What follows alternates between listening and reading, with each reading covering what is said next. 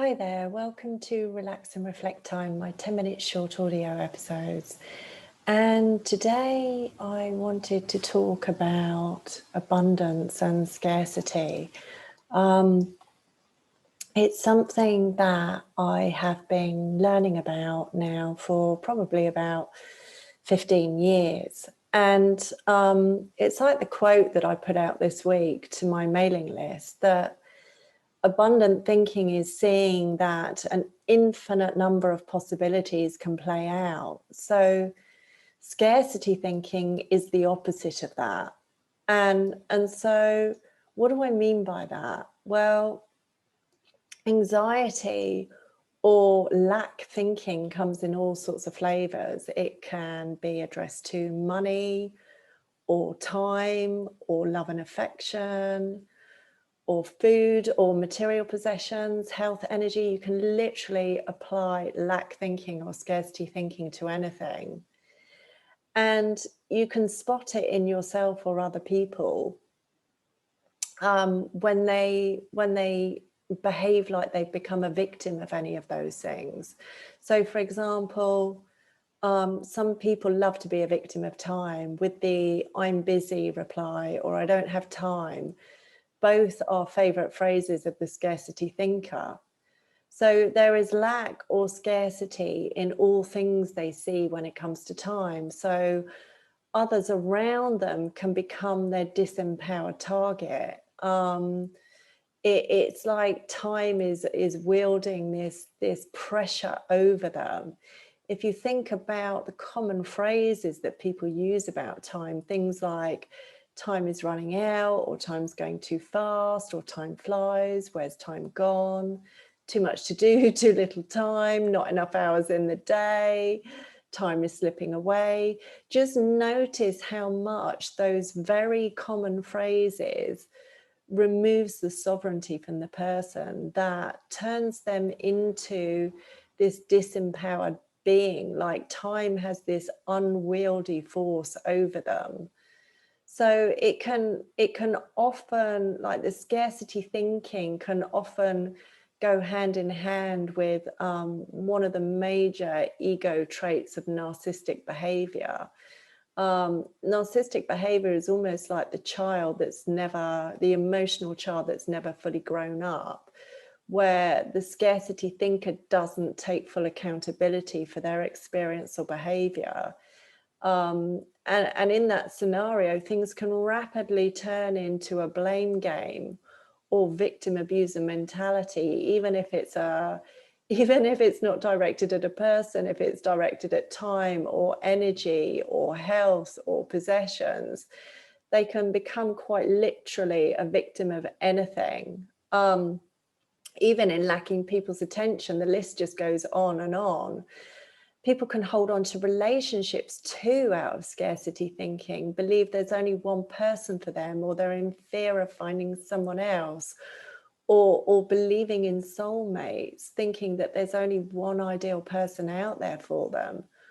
All of these are scarcity thinking ego traps that keep people in a programmed reality where they don't thrive.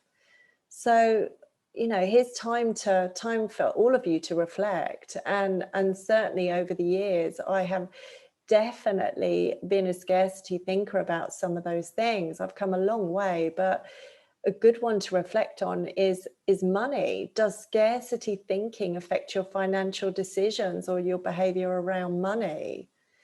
How do you behave around money? Do you behave like a victim of it? Is it something that seems to have control over you and your life?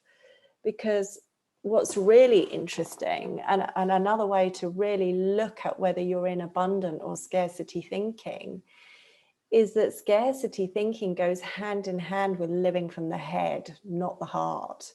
So it's all about that masculine consciousness rather than the feminine consciousness. And if you want to go deeper on this, I'll be sharing at the end some details of a program that, in fact, I've just finished running this month, and we'll be running it again in September. It's half full already, but so it's teaching you all about the difference between living from the heart and not the head. Because when we're living from masculine consciousness, when that's taking the lead, we try and figure stuff out all the time instead of living from feminine consciousness, from living from the heart. When we live from the heart, we naturally create abundance in all its forms in our life. Because abundance is all about feeling what is true within your reality without the influence of brainwashing or external programming, which can be really tricky to see, and to know how to undo it. So, you know, abundance, when we see abundance, is actually already here and available for all of us, including you. True abundance is about, it's about joy. It's about having a loving support network. It's about romance. It's about inner peace. It's stepping away from the limitations of the physical material world. And the paradox is when we do experience true abundance, then the physical material world starts to provide. It's like the universe provides when we're aligned with true abundance and everything that's available to us. So if you're someone, and of course we all do this, but if you experience judgment or fear or doubt, attachment or neediness, these are all scarcity, 3D, low vibrational experiences. And we're going through a huge change right now, and we're shifting timelines, and the world is quite literally going to split into a higher and lower timeline.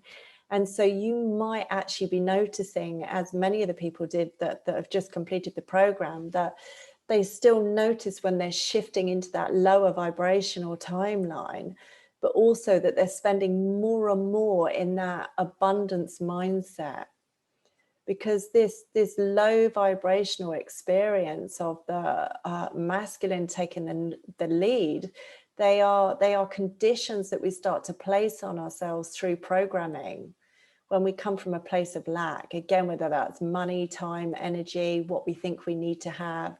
So it's all about breaking out of the brainwash programmed experience and seeing that when we live from seeing an endless, infinite number of possibilities on anything that we can create in our life or anything that we can experience, that's what abundant thinking is all about. And we might not be able to see it in this very moment, but we can have an awareness that the level of consciousness that we're at right now could completely change in the next moment, that we don't have all the answers to everything. And the ego, when it starts to step in and the masculine and head start to take the lead, will have you believe that you do, that everything looks definite. It's like when I have had enrollment conversations with potential clients, and they'll say to me, I can't afford that program with the money I am earning right now, and I can't see how I'm going to get a promotion, and I can't see how I'm going to create more income. Well, those that see through that solid reality and see that there's a level at which creating abundance and extra income, it is going to happen in an unforeseeable way at the level of consciousness they're at. It's like Albert Einstein famously said, you can't solve a problem at the same level of consciousness that you create it. And that's when we start to move into seeing how fluid reality really is, and it's not as solid as we think it is, that we have the potential to open our lives up to real abundance in every single way. And when we start to do it in our spiritual, psychological experience, it starts to show up in our physical one too. So if you'd like to learn more about this, and you'd like to learn about healing your masculine and feminine consciousness to spend more time living from the heart, then do reach out to me to apply to come onto the program. Simply drop me an email at sarah@sarahfit.com, or you can use the link below the video. And as ever, I always love to hear back from people. So please be sure to comment, like, and share. And if you haven't already subscribed to my channel, it really helps me get to know what content you love. And I will speak to you all next week. Okay, bye for now.